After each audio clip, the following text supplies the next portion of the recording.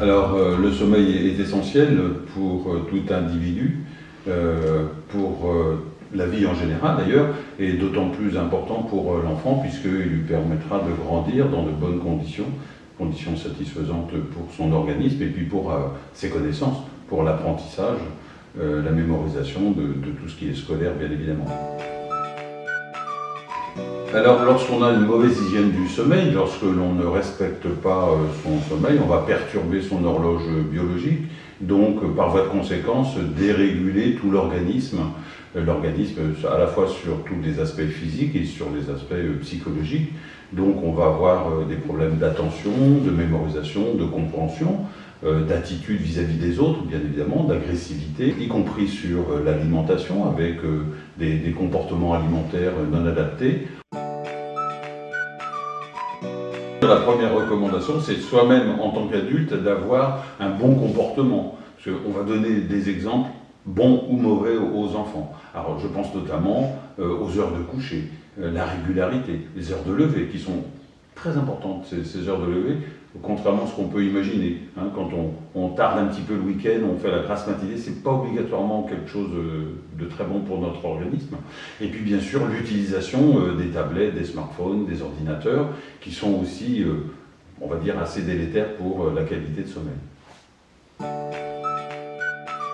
Le premier conseil, c'est surtout pas d'utiliser la chambre comme lieu d'une punition en disant à l'enfant, bon, va te coucher, va dans ta chambre, comme étant vraiment une sanction. L'autre conseil qu'on pourrait dire, c'est essayer de repérer les rythmes propres de l'enfant. C'est vrai, quand on dit à l'enfant, va te coucher, c'est l'heure, si l'enfant savait, il nous dirait, mais c'est ton heure, c'est pas la mienne.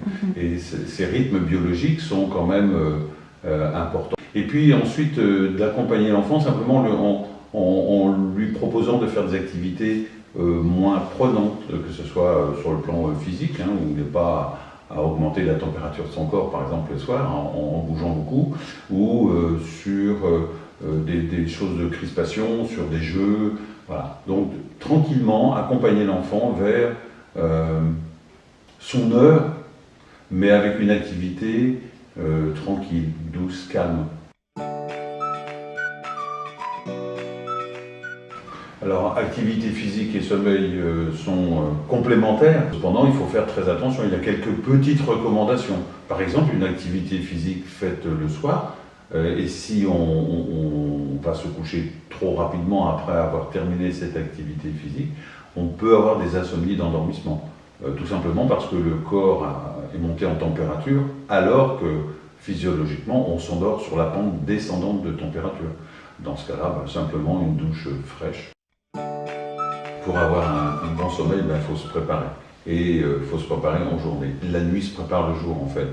Donc on va se préparer le jour en ayant une hygiène alimentaire correcte, en ayant une activité physique suffisante, et puis un environnement adapté, c'est-à-dire il faut que l'enfant puisse évoluer dans un environnement calme. En tout cas, on essaiera de l'aider à déstresser pour qu'effectivement il puisse aborder la soirée avec sérénité et du coup avoir un sommeil récupérateur.